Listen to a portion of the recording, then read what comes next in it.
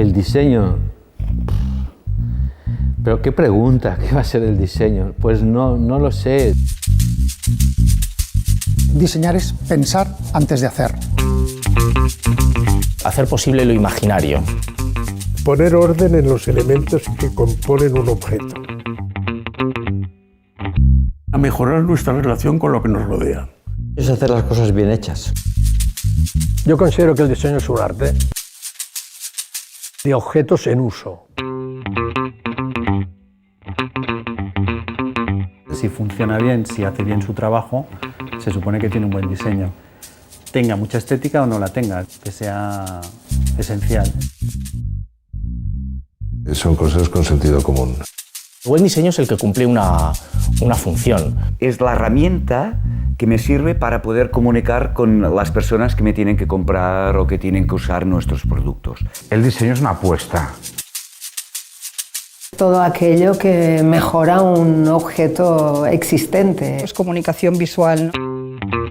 La voluntad de crear cosas que sean útiles y den servicio al hombre. Diseño es un método de acción. Un producto de calidad y un producto interesante a los ojos del mundo. El diseño tiene que ver con pensar. O sea, no puedes actuar sin pensar lo que harás. El diseño es comunicación. Universal. ¿Cómo podemos vivir mejor?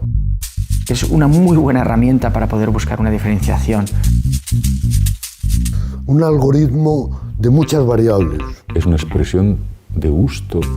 Entender al usuario y dar forma a un producto para cubrir una necesidad. ¿Qué es un mal diseño? Pues un mal diseño es perder una oportunidad. Cuando la palabra diseño se adjetiva y se le pone el de diseño, entonces se cae en lo superfluo. Siempre que un objeto funcione y sea útil y sea bello, es un buen diseño. Si es un bolígrafo tiene que escribir bien, o un mechero. Muchos kilos de razonamiento y unos gramos de emoción. A veces la solución está en el detalle, a veces la solución es mucho más profunda, ¿no? El diseño es el proceso que nosotros usamos para trabajar. Los buenos diseños se vuelven clásicos. Aquello que no se puede hacer mejor. Un objeto que se hace querer. El resultado del trabajo de un buen diseñador. El que resuelve bien las necesidades del usuario. Vale, el diseño es una manera de resolver problemas. Esta silla, mi ropa, el micro, la cámara, por la pantalla que ahora nos están viendo. Dime algo que no esté diseñado.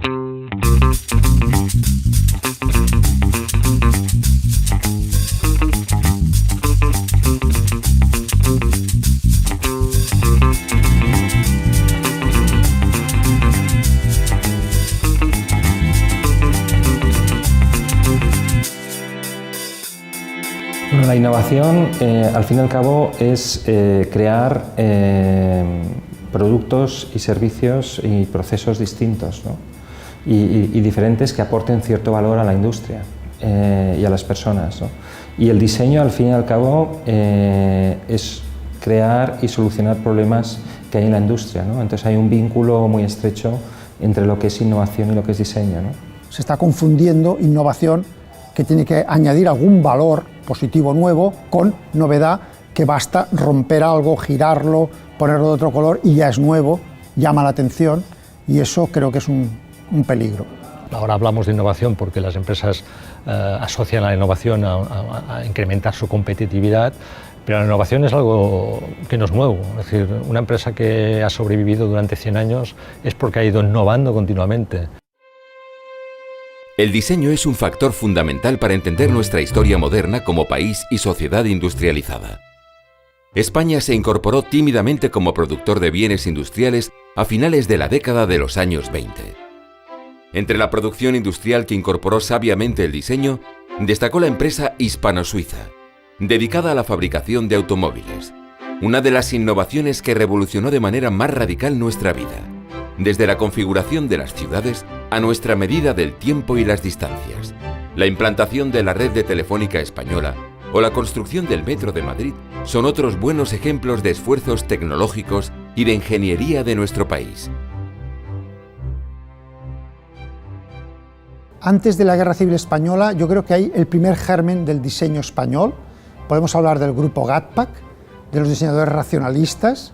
Ahí hay un primer intento que queda truncado por la guerra civil.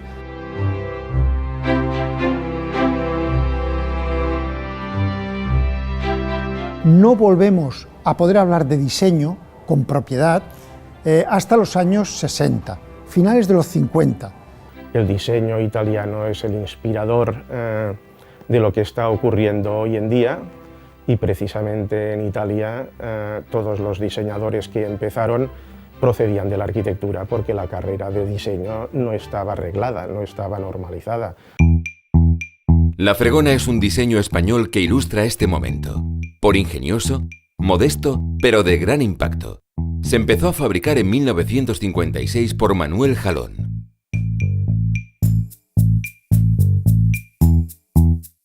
Hay también un grupo de francotiradores, podríamos decir que es Miguel Milá, que está en una familia de arquitectos, su hermano, el socio de su hermano, Correa Milá, Coder, todos estos ya saben lo que es el diseño, y después un outsider como es Andrés Ricard, que él viene ya, podríamos decir que es el primer profesional diseñador industrial que no viene de la arquitectura. Yo he sido, que hay algunos que dicen que soy el gran diseñador, soy el primero, es decir, y el primero siempre tiene una ventaja con respecto, porque el diseño aquí no se hablaba de él.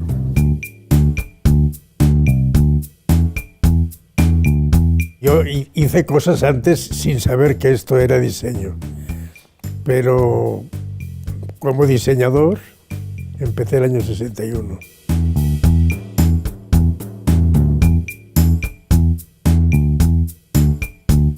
Nosotros hemos cogido el relevo los artesanos. Cuando no había industria, el artesano era la persona que hacía creación y producción, o sea, lo había reducido todo en un solo gesto, ¿no? Fundamentalmente un diseño siempre empieza artesanalmente.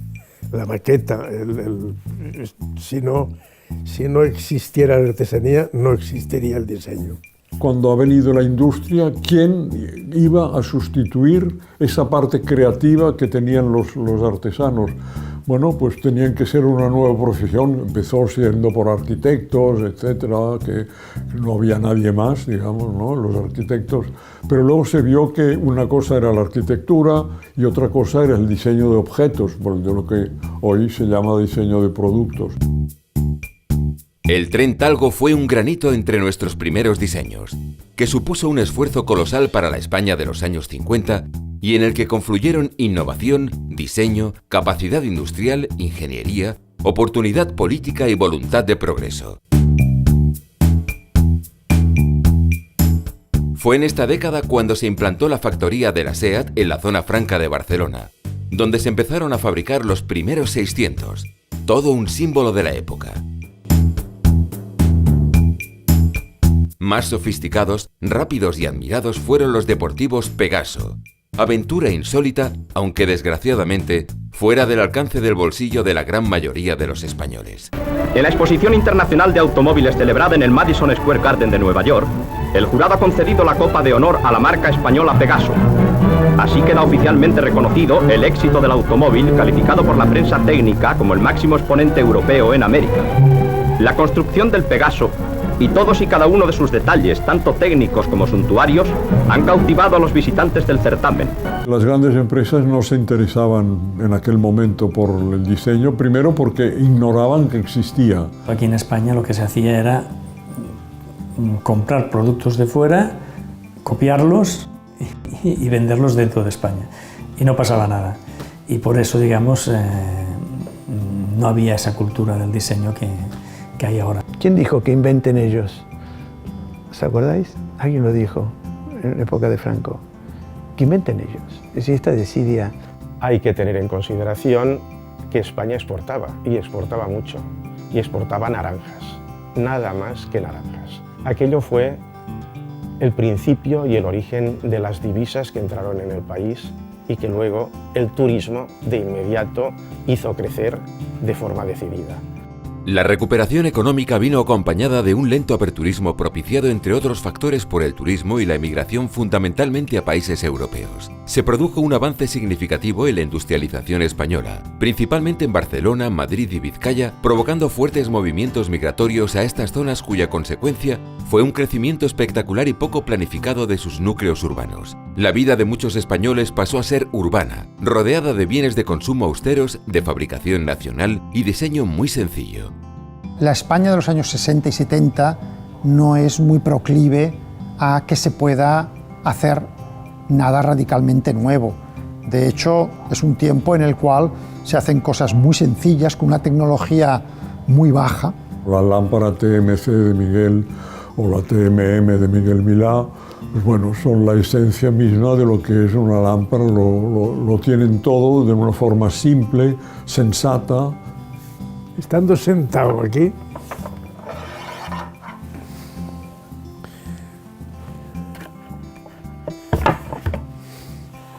esto no hay una sola lámpara en el mundo que la puedas hacer. Es en esta época cuando apareció una nueva clase media con capacidad de consumo. Algunas empresas con visión pionera invirtieron en diseño e innovación, como Roca, Puig o Ferrovial. Los primeros éxitos de nuestro diseño sembraron entonces nuestro imaginario en carteles, libros, logotipos, medicamentos, automóviles, trenes, teléfonos, electrodomésticos y un sinfín de productos.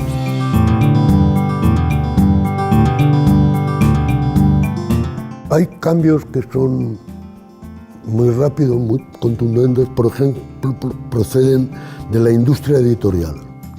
Eso es un cambio evidente, ¿no? Hay colecciones de libros, que es un objeto de diseño industrial de baja complejidad, pero que sin embargo con una rapidez muy grande producen modernización de los sistemas de percepción. Claro, el libro era probablemente el único objeto luminoso en aquel mundo tenebroso del franquismo. Las películas. De pronto yo me encuentro con productores de cine que son grandes intelectuales, llenos de curiosidad y que lo que quieren es innovar para que cuando salen con sus productos al mercado producir el mayor impacto posible o la mayor imagen de modernidad. Yo he tenido la suerte de que algunos de estos grandes productores, sobre todo Elías Querejeta, me eligió a mí para hacer carteles para sus películas. Y también dentro del ámbito al que me dedicaba, produje mucha innovación de una manera prácticamente con costo cero, porque una de las epopeyas que hemos vivido es prácticamente nos hemos pagado nuestra propia modernización. La creación de Televisión Española en 1956 y una importante red de cines en todo el país permitieron difundir el nuevo arte publicitario, adrenalina para el consumo, en la que destacaron los estudios Moro, con sus creativas animaciones invitándonos a los placeres de la vida inmediata, asistida y estilizada. ¡Cuidado! ¡Soy un espíritu! Pero no se asusten. Soy solo y nada menos que el genio de la alegría. Formo parte del encantamiento que anima esta casa. Aquí todo es fácil y divertido. Ahora van a ver. Empieza desde muy temprano, mientras se afeita el dueño de la casa. Lo hace en un momento y con gran satisfacción. Claro que, ojo a esto, lo hace con un rasurador Foix. Sensacional, perfecto, lo mejor. Después la ducha sin ningún miedo porque el termo automático Electrofervens garantiza agua caliente en 2 minutos. En todos los momentos la ducha con Electrofervens es un verdadero sedante. La esposa, entre tanto, cuida de la limpieza. Ella solita y sin esfuerzo porque dispone de un aspirador Dyer. Existía ya el cine, que era muy importante, pero sobre todo la televisión da un cambio en el sentido de que tú puedes ver innovaciones, puedes ver cambios sociales, puedes ver otras casas, otras cosas que no están en tu entorno inmediato. ¿Por qué? Porque tú ya puedes ver que las casas pueden ser de otra forma, que los electrodomésticos pueden ser de otra forma, que las sillas donde estás, donde vives, pueden ser de otra forma y lo quieres, lo deseas. Por tanto, en esos momentos lo que sale en televisión, que además solo había un canal, luego dos, es clave. En los años 60, los diseñadores se organizaron profesionalmente. Se crearon la Asociación de Diseñadores Industriales y la Asociación de Diseñadores Gráficos dentro del FAD, Fomento de las Artes Decorativas, y años más tarde, la Asociación Española de Profesionales del Diseño. Se fundaron además las escuelas de diseño EINA o Elisaba, que vinieron a añadirse a la pionera Escuela Massana. Y en 1973 se crea BCD, Barcelona Centro de Diseño, y más adelante DZ, Centro de Diseño en Bilbao, ambas dedicadas a la promoción del diseño en España. Si conocéis un poco la historia del diseño, específicamente aquí, no comienza por un industrial culto, como pasó en Alemania o en Italia. Comienza por 4 arquitectos bien posicionados con tal y cual, que se pone su propia editora, ¿no? BD. Nos dimos cuenta de que la industria española no estaba absolutamente interesada en diseño. La campana de humos, por ejemplo, que nosotros diseñamos, la propusimos a varias empresas de muebles de cocina y bueno, estaban absolutamente desconcertados ya de la proposición. Y entonces, un poco inspirados también en lo que habían hecho un grupo de arquitectos de Milán, decidimos que por qué no hacíamos una pequeña empresa para producir nuestros diseños. Y esto es BD. Produce, no en su fábrica, no tiene fábrica, sino que lo hace en la fábrica que mejor le parece. Esto es absolutamente revolucionario en el momento y le da una gran autonomía porque puede hacer productos de todo tipo. Hice trabajos en colaboración con Dalí. El más importante, la sala de My West en el Museo de Figueras, que nació de una idea mía, ¿no? En aquel momento éramos muy conceptuales, y era decir, hay un cuadro tuyo que es la cara de My West utilizada como un apartamento. Esto es una obra en 2 dimensiones que reproduce un salón en 3. ¿Por qué no hacemos un salón que, visto desde un punto de vista, reproduzca el cuadro que reproduce un salón? Y a Salvador Dalí inmediatamente le apasionó la idea y dijo, hay la pescadería que acabamos de quedarnos al lado del Teatro Museo y allá tengo un espacio que esto se puede hacer. He preferido, en vez de hacer un sueño surrealista que se escapa y desvanece al cabo de un cuarto de hora de estar despiertos, de hacer un sueño que pueda servir para cuarto de estar. En los años 70, el diseño todavía no era una prioridad de las empresas de nuestro país. España basaba su competitividad en la agricultura, el turismo y en una mano de obra barata. Pero poco a poco fueron apareciendo pequeñas y medianas empresas que incorporaron el diseño como factor distintivo en su oferta. Creo que ha sido por el éxito que las pequeñas empresas que confiaron en el diseño fueron teniendo, que fueron, digamos, haciendo mancha de aceite y siendo conocido.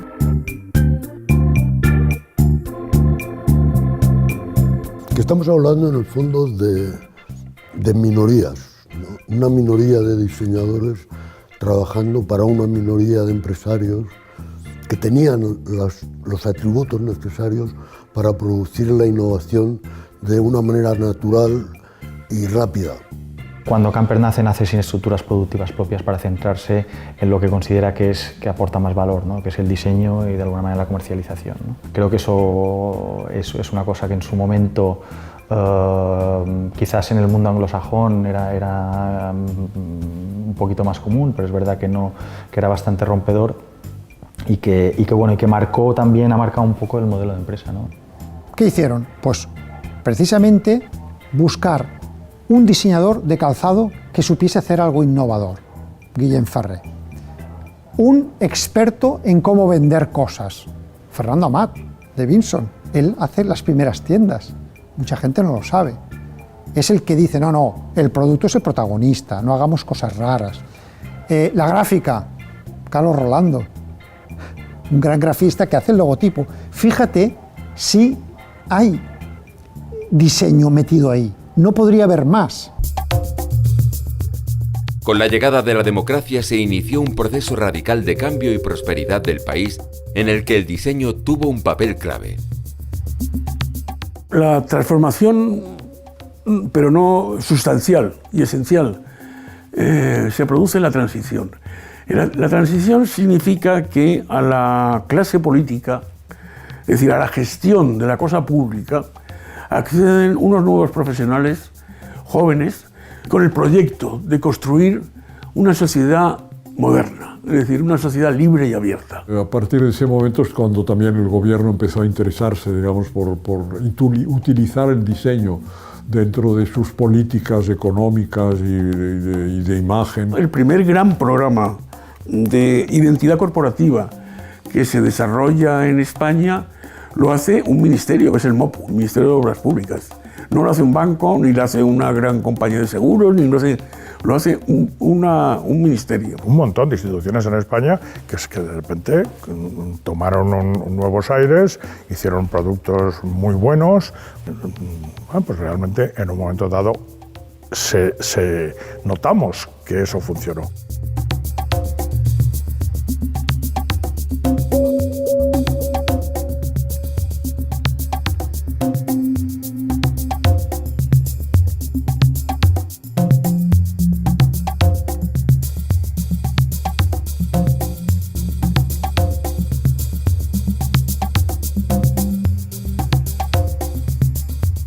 En el caso de ciudades, por ejemplo, me pasó como el caso del diseño de la identidad de Alcobendas, una ciudad dormitorio de Madrid, que ahora ya es una gran ciudad, que querían también un escudo.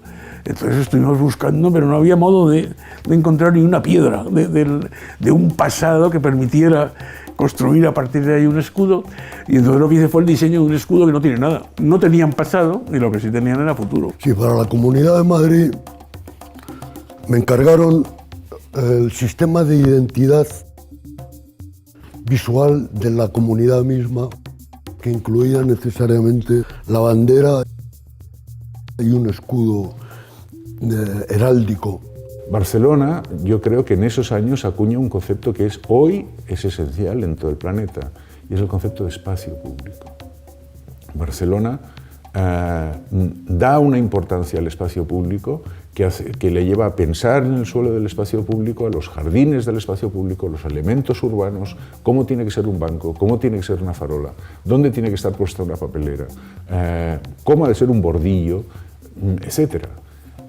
Y esto, bueno, naturalmente ha tenido una repercusión económica descomunal. Pocos factores atestiguaban mejor el optimismo social y el dinamismo económico español que el diseño y todo aquello que quedaba impregnado de su magia. Los bares nocturnos, los cómics, los escaparates, los muebles, la moda, el cartelismo, la publicidad, el urbanismo. España se precipitó a la modernidad sirviéndose del diseño como una forma definitiva de expresión. Son los años de la euforia del diseño, o sea, es la eclosión de todo lo que teníamos acumulado.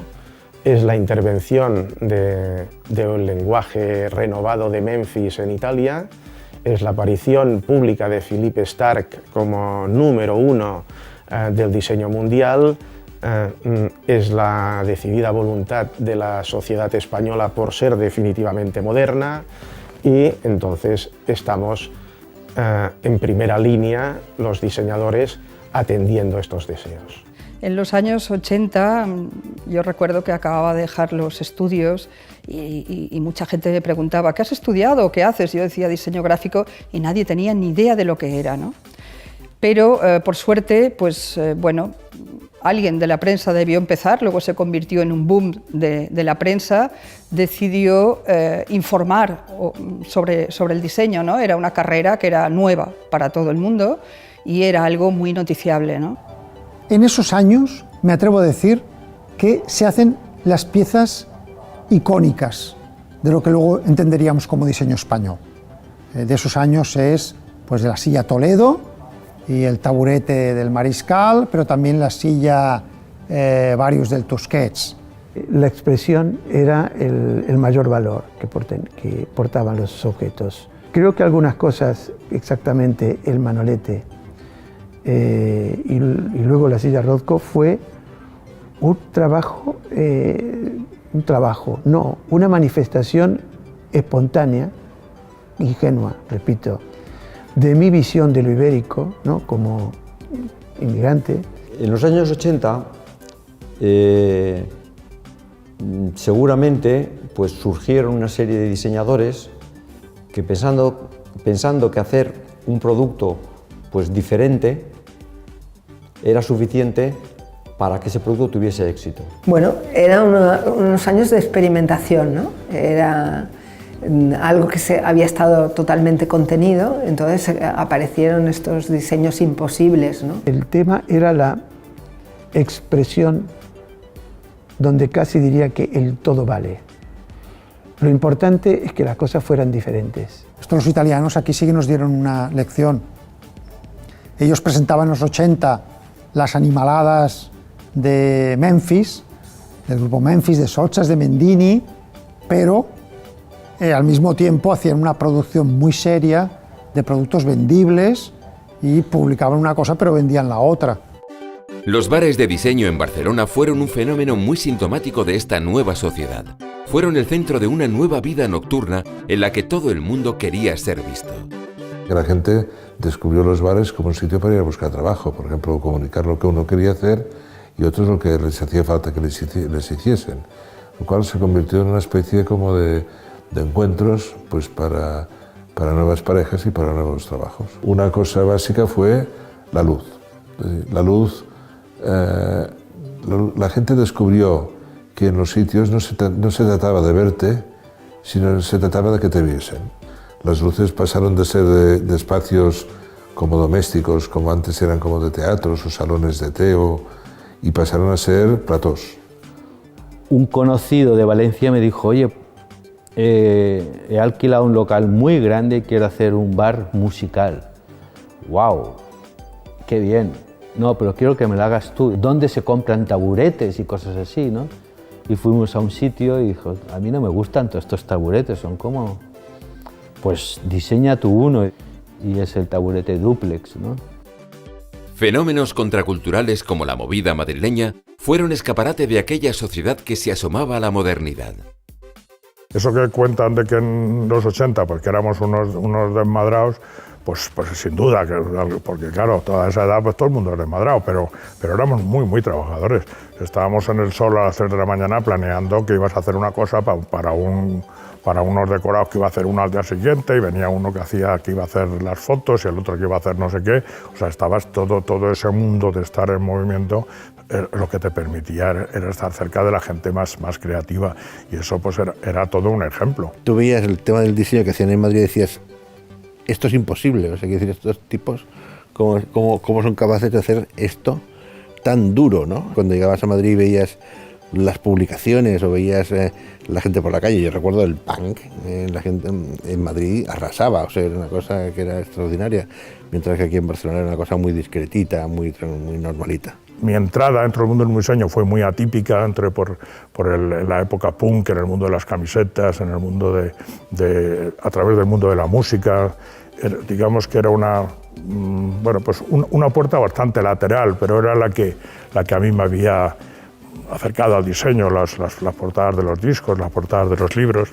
Madrid Mata pues fue una publicación. El proyecto era hacer una revista ilustrada donde el director fuera un diseñador gráfico en vez de un periodista, entonces donde convivieran pues las fórmulas visuales, la fotografía y un poco pues la puesta en página. Pues bueno, yo creo que en las cubiertas ya se ve esa vocación, pues una revista que nos catapultó a todo el mundo. Cuando llegué a Nueva York, mi mentor Tibor Kalman pues estaba enamorado de la revista, le pareció una revista divertidísima.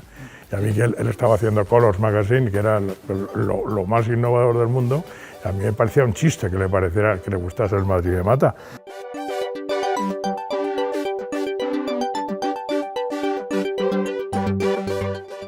Y Valencia, como siempre ha ocurrido, parece que no existía o que ha existido poco, y eso es algo que se ha arrastrado. La visibilidad valenciana es algo que se arrastra hasta nuestros días. Aparecen fenómenos como La Nave, un núcleo de diseñadores que se agrupan para compartir espacio, lo que hoy es muy moderno, para compartir espacio, compartir proyectos, y aquello tuvo una gran potencia y fue uno de los puntos neurálgicos de entender y de proyectar al mundo que aquí se estaban haciendo cosas.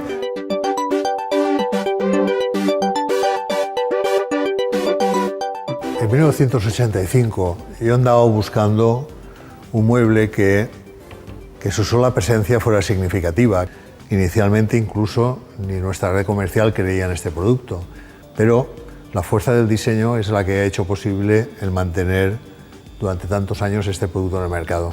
En el primer año, después de su presencia en París, consiguió estar en 130 ciudades del mundo en un solo año. Todas las empresas cambian de imagen corporativa, todas ponen un logotipo, antes no sabían ni lo que era. Muchas que están en el tema del objeto empiezan a contratar a diseñadores por primera vez en la historia. Eso es nuevo, vamos a probar, ¿qué me puedes hacer de nuevo? Ya te pagaré royalties. Y nacen empresas muy interesantes, como Santancole, como Mobles en 14, como, en fin, empiezan a salir empresas, ya con la vocación clara de que lo suyo va a ser el diseño. Aparte de Vinson, con los que empecé a trabajar en 1983, haciendo la primera bolsa que me encargaron para Navidad, en aquella época trabajé también para muchos otros clientes que valoraban el diseño y el papel del diseñador, lo mismo que Vinson, ¿no? Pues, por ejemplo, Camper, Codorniu, Antonio Miró, Lidia Delgado. La competencia con Europa, esa apertura del mercado español, hace que lógicamente las empresas necesiten más invertir en I+D, esa necesidad de incorporar al producto mayores calidades industriales. Todo el mundo decía que nos íbamos a ver inmediatamente invadidos por productos ingleses, alemanes, de todo tipo, franceses, italianos, y lo cierto es que la economía española sorprendentemente se puso a exportar en muchísimos ámbitos, ¿no? También en el del gusto. Ocurre en uno de los años de mayor influencia estética de España, de la historia de España, a lo mejor. Teníamos que sacarnos un poco esta etiqueta de país del sur, ¿no? Que además la llevábamos y yo la he sufrido, ¿no? Cuando intentaba vender alfombras en Alemania, pues he tenido que oírme este adjetivo, ¿no? Pues que sois del sur, ¿no? Del sur quiere decir pues todas estas connotaciones negativas, ¿no?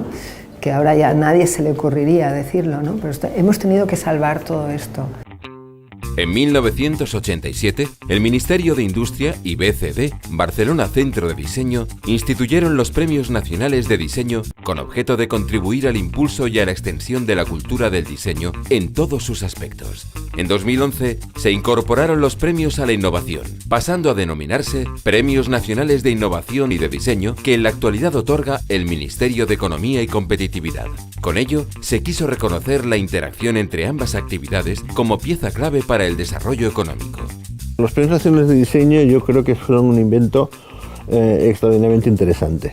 Primero porque lo que hacían estos premios eran consolidar una profesión que en aquel momento no tenían ni una formación reconocida, y empezar a reconocer ese trabajo y el trabajo de las empresas en función del diseño desde una posición evidentemente que era el jefe del Estado, que era el rey, que era quien daba calidad a estos premios, realmente consolidaba el tema de una forma muy necesaria. El Premio Nacional de Diseño es el galardón más alto, es el top, ¿no? que puede conseguir un diseñador. Por lo tanto, los Premios Nacionales de Diseño es el máximo prestigio que puedes adquirir con un premio en España, ¿no?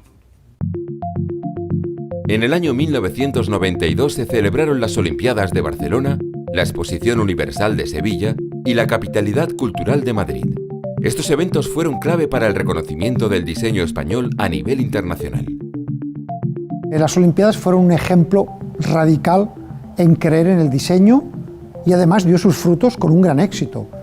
En el propio logotipo de las Olimpiadas, que fue absolutamente dinámico y revolucionario, fijaros que después de ese tema gestual, muchas empresas, incluso bancos, copiaron los logotipos estos así de colores, de trazos. Hay cosas que no se han superado, por ejemplo, como el encendido de la antorcha de las Olimpiadas, que se hizo con algo que se podía haber hecho en el siglo II, que era bonito, limpio, claro, poético y además emocionante. Hubo un proyecto que se llamaba Ventana, Proyecto Ventana, de pensar en todo lo que iba a salir por la televisión que tuviese el sello de modernidad y de diseño. Por ejemplo, el pebetero, absolutamente nuevo, la propia antorcha creó tendencia, el propio Kobe es absolutamente, rompe con toda una cadena de mascotas quicas, simplonas y waldisdeyanas. Nunca más en la vida tendré que hacer un trabajo con una carga mediática tan importante y tan fuerte como fue aquello, ¿no? También es normal que si yo un día me para la Guardia Urbana porque me salta un semáforo, te dicen, hombre, usted es el señor Mariscal, el del Kobe. No te va a decir, usted es el que ha hecho el logotipo de Frame Store. No, o sea, te dicen el del Kobe. Yo tuve el privilegio de colaborar con la Xerox precisamente para el primer kiosco informático que se produjo y que estuvo en vigencia, entre otros, en la sala de prensa para los periodistas, modificando todo el proceder que antes se utilizaba en las Olimpiadas anteriores. A mediados de los años 90, los diseñadores fueron dejando atrás cierto protagonismo mediático para volverse más anónimos, más decisivos y especializados, integrados dentro de unas empresas a las que procuran una coherencia imprescindible para ser más competitivas. El diseño se volvió más funcional y atemporal, facilitando que el consumidor asociase la calidad y personalidad del diseño a la marca y menos a su firma artística. Vino una crisis después del 92. ¿Qué pasó? Pues que la gente empezó a tener más en cuenta las cosas pues, más atemporales, el diseño más minimalista, el valor más seguro. Ya no eran unas curiosidades lo que la gente compraba, sino eran cosas que ya se consideraban que eran imprescindibles en la vida cotidiana. Cambia mucho. Si coges tú un interior de los años 80, de los 85 al 95, cambia mucho lo que había dentro de las casas ya. Después de esa eclosión vino una reflexión, y en esa reflexión aparece también la formación. Hasta esos años, en los años 80, las formaciones no dejaban de ser más autodidactas, y a partir de los 95 o 97 se consolidan estudios superiores de ingeniería técnica en diseño industrial, se consolidan estudios superiores en diseño. Todo eso hace que la calidad de trabajo sea mayor.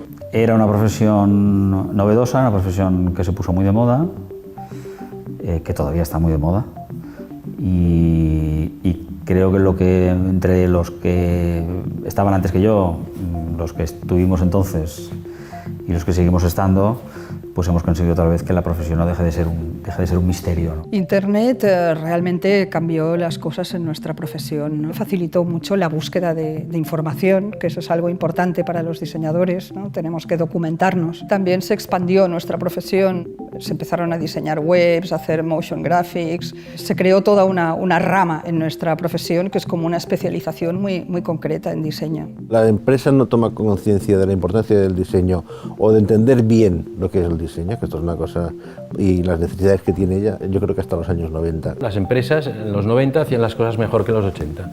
Eso es un poco lo que yo... O sea, las empresas fueron evolucionando. Sí, invertían más en productos. Como evolucionaba sí. la sociedad. Yo creo que poco a poco, evidentemente, grandes industrias se dieron cuenta que era rentable. Figueras, por ejemplo, que no hay discusión, que es una industria de una capacidad de exportación brutal, y Roca, fue a buscar diseñadores. La tipología de productos que empezamos a desarrollar es por ello que incorporamos un departamento técnico, un departamento de diseño, y de una manera sistemática empezamos a diseñar producto. El diseño pasó a formar parte de la estrategia de muchas empresas. De alguna forma pasó de ser una cosa adicional a ser una cosa, algo intrínseco y realmente ligado a la competitividad de las empresas. La evolución del diseño dentro de la empresa tiene distintas etapas, ¿no? Desde empresas para las que el diseño tiene muy poca importancia o ninguna, por suerte ya prácticamente no existen empresas de este tipo, a empresas que adoptan el diseño en la fase de dar forma o color o estilo a su producto. El siguiente eslabón sería las empresas que realmente consideran el diseño como parte esencial de su proceso de trabajo. Y finalmente empresas que realmente para ellas el diseño es estratégico, no se entiende la empresa sin tener un buen diseño integrado. Se ha tenido durante mucho tiempo el diseño como un valor, llamado valor agregado. A mí me suena a elemento decorativo, como una pegatina, y no se lo comprende, que es un elemento, es todo lo contrario, es un elemento estructurador de todo. Las que funcionan bien, así lo entienden. O sea, el diseño nos ha cambiado todo, desde cómo fabricar, desde cómo presentarnos, desde cómo hacemos el catálogo, desde cómo nos organizamos arriba, porque es que diseñamos hasta cómo ponemos las personas en los entornos de trabajo para que haya mejor comunicación. El hecho de tener, o la discusión de tener un diseñador dentro o fuera, para mí es una cuestión tanto de recursos como de equilibrio. Nosotros tenemos diseñadores dentro y trabajamos con muchos diseñadores externos. Tenemos una red que nos gusta mantener, potenciar, etc. El diseño, la área de diseño o el responsable de diseño tiene que estar en la parte estratégica de la empresa, donde se decide la estrategia, ¿no? El éxito de Apple no es Jonathan Ive, que es un gran diseñador, sino ha sido un CEO, un Steve Jobs, que ha creído firmemente y ha apostado por el diseño, ¿no? Las empresas que realmente triunfan en el sector del diseño es porque hay un día que cortan y dicen, oye, a partir de ahora realmente vamos a hacer que el diseño forme parte de lo que es la cultura de la empresa, de una manera absolutamente transversal. La gran diferencia entre gran parte del mercado nacional y el mercado internacional es que en el extranjero muchas veces no te cuesta convencer a un cliente del valor que aporta el diseño, ¿no? Lo tiene muy claro, tiene unos presupuestos asignados todos los años a trabajar con consultores externos y forma parte de su día a día, ¿no? Aquí a veces te encuentras todavía con directores generales que lo ven como un gasto, no lo ven como una necesidad, ¿no? Y esto es un cambio cultural importante, ¿no? En el momento que tienes unos ámbitos de actuación globales, el diseño adquiere un matiz nuevo, el diseñar adquiere un matiz de reconocer y conocer nuevos usuarios, nueva gente, nuevas tecnologías, nuevos mercados y nuevas interpretaciones de tu producto. Y esta estrategia es la que te permite que el diseño te ayude a poder entender fácilmente, rápidamente estos nuevos mercados. Cada cliente tienes que estar en contacto con él y él tiene que ver que le vas a ofrecer dentro de lo que es la experiencia y dentro de lo que es el peso de conocer un tren que está en servicio y que está dando buenos resultados, pues es decirle, y te ofrezco esto y esto que a ti te viene bien para tu administración. En el caso de Arabia, pues piden unas peculiaridades, en el caso de Kazajstán otras, en el caso de Estados Unidos otras y en el caso de Alemania otras. En este momento, pues estamos exportando pues prácticamente el 80%. Y esto nos ha permitido pasar la crisis pues prácticamente sin un perjuicio muy grande. A mí me encanta cuando vamos dando vueltas por el mundo y te paras en una ciudad, por ejemplo en Tokio, y a mí me gusta hacer siempre la pregunta al taxista, oye, ¿cuál es el edificio que más te gusta de tu ciudad? Todavía hoy a nosotros nos están contestando que es el Prada, el edificio Prada, donde nosotros hicimos unos vidrios preciosos al inicio de los años 2000. El diseño es un reflejo de la sociedad a la que pertenece. Analizando las tendencias, obtendremos un retrato de nuestro mundo. Yo diría que estamos en un mundo que cabe todo, ¿no? Cabe el diseño o el producto económico hecho en IKEA, que hay millones de piezas que se fabrican, entonces tú ya sabes lo que tienes.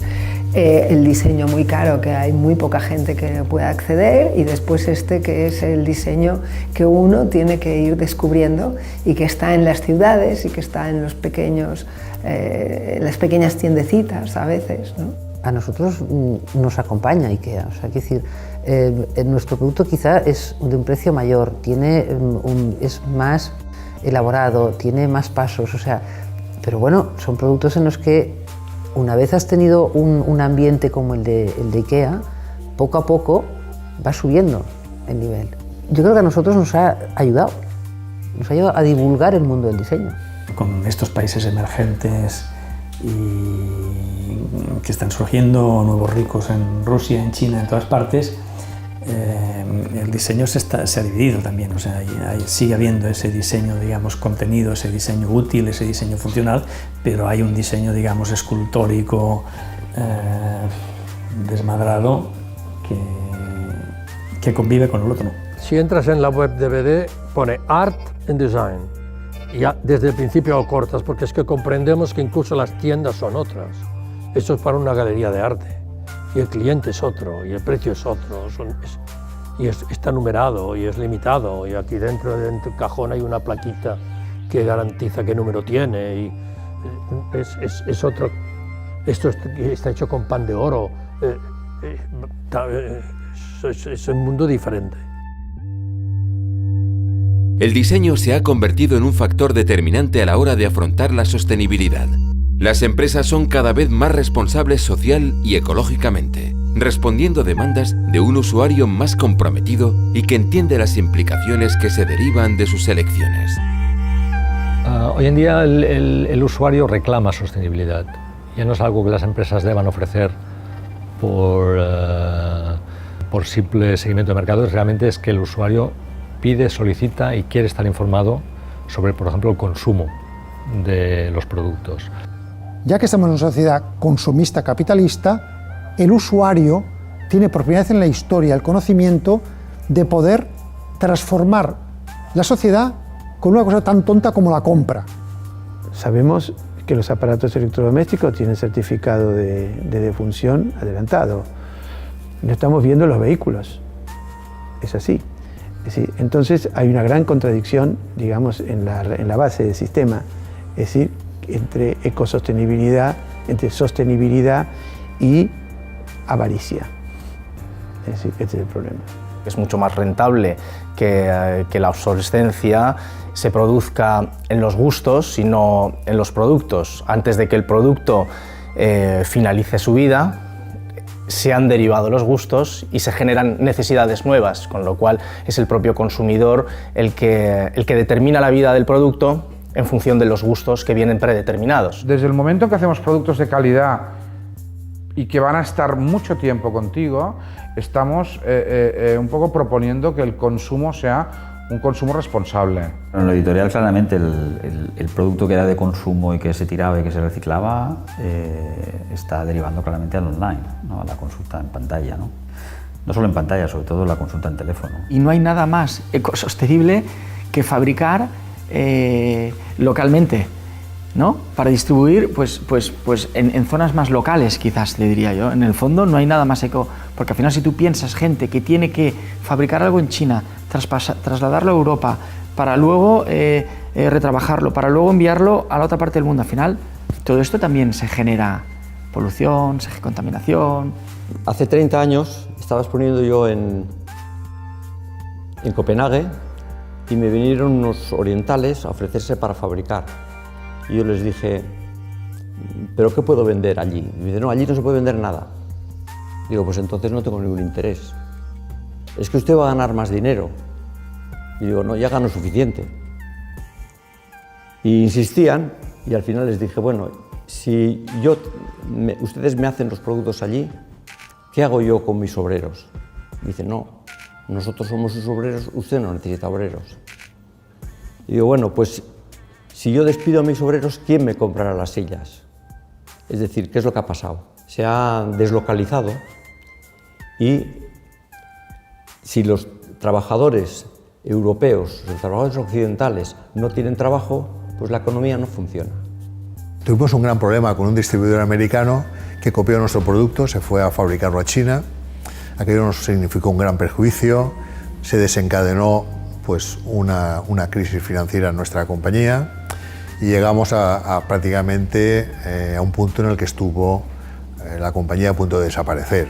Bueno, yo tengo una versión, de todas las sillas que he hecho tengo una versión china y como mis clientes las compran para verlas y por el precio que tienen, no sé qué, pues te das cuenta de que la calidad desde luego no es la misma, ni mucho menos. Es muy difícil parar una copia, y parar una copia hecha en China mucho más difícil, dificilísimo.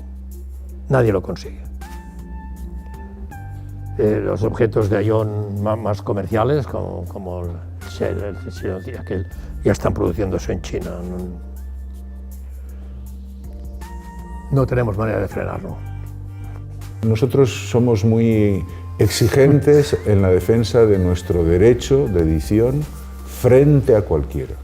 Y hemos puesto muchas demandas y hemos tenido muchas victorias, y victorias que incluso significan obviamente el pago de cantidades, la destrucción de modelos, en fin, etcétera, la vergüenza sobre el copiador, y eso está bien que sea así. Es decir, si no defendemos la propiedad intelectual, este país no tiene solución. Es una enorme dificultad competir cuando tienes lo mismo que tiene todo el mundo. El famoso benchmarking, voy a hacer lo que hace todo el mundo. Bueno, quizá tienes un buen producto, pero será como todo el mundo. El segundo es el diseño divergente. Realmente es el diseño que te permite aportar algo nuevo, aportar la diferenciación, ser el primero en disponer de atributos diferenciales. Esto realmente es la innovación, realmente es ir un paso adelante, es el provocar que el resto de tus competidores parezcan de la era de los dinosaurios.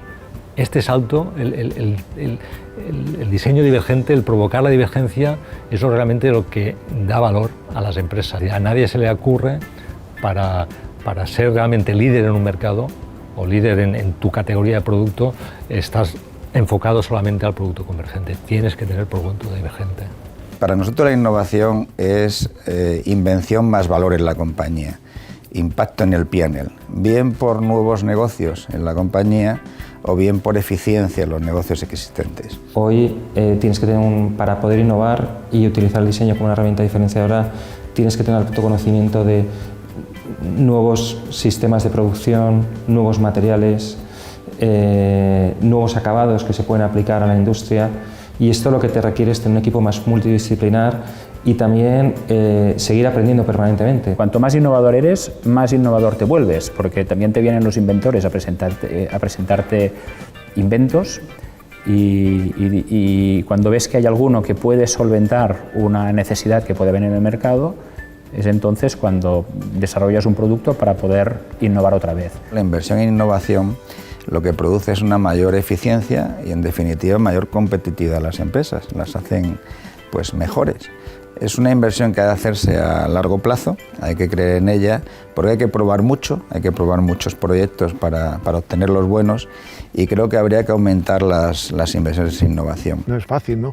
Empresas cuando somos relativamente pequeñas o cuando tienen una masa crítica relativamente reducida, pues no permiten generar recursos para dedicarlos a la investigación, invertir, porque al final es una inversión en I+D+I que se recuperará luego posteriormente, pero que de entradas hay que contar con ello.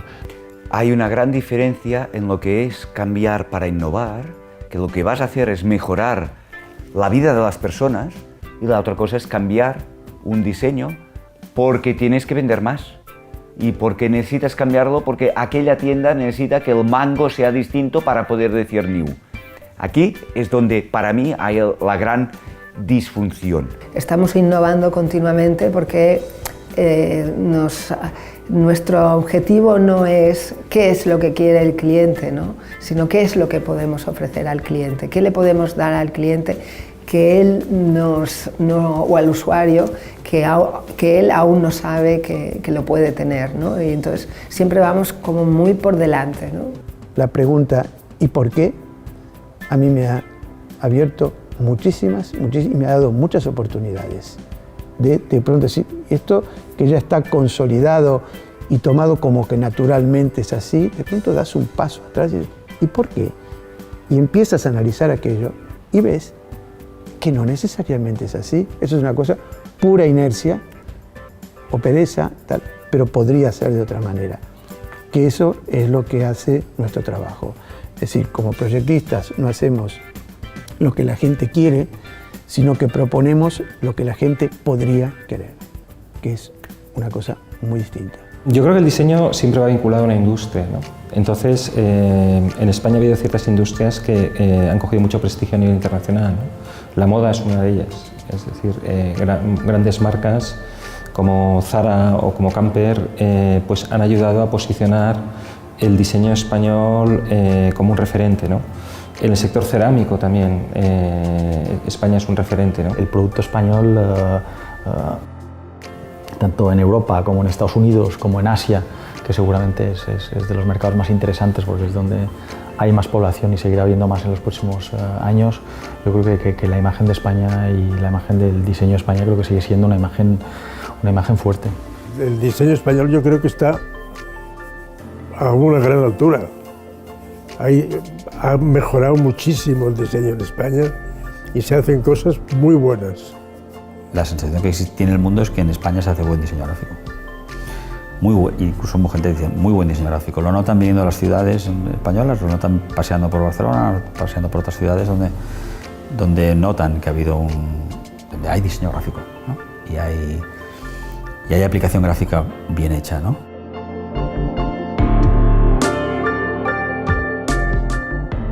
Nosotros somos un país de creatividad, somos un país, a veces yo hablo de improvisación, de mucho arrojo, y el diseño también va asociado a parámetros no estrictamente estructurados y parametrizados. El diseño necesita un área de locura, de improvisación, de creatividad, y nuestra cultura de esto le sobra, es decir, no le falta. España vende emoción, vende alegría, vende el conocimiento que tenemos de crecer en un medio en la calle, un medio con sol, un medio diferente al resto de nuestros compañeros europeos y americanos. Y los que piensan fuera de España, y lo que a mí me ha ayudado mucho siempre que he trabajado fuera de España, que han sido muchísimas veces, es que todos piensan que somos muy buenos artistas. Sí piensan que somos un pueblo muy creativo. Exactamente eso es lo que le tenemos que dar. Cuando se hizo el COVID, eso fue lo que se entregó. Y eso es lo que espera el mundo de nosotros, nuestra aportación. Y lo que tenemos que hacer es quitarnos los complejos, aprender a hablar inglés y salir fuera a trabajar, nada más.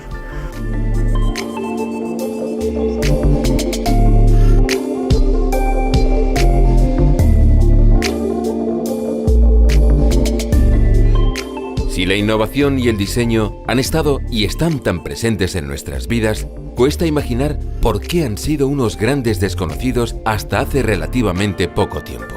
Ahora, la Unión Europea presta especial atención al diseño como motor de la innovación y generador de bienestar y riqueza. Ambos, innovación y diseño, forman parte de las estrategias para impulsar un crecimiento integrador en Europa.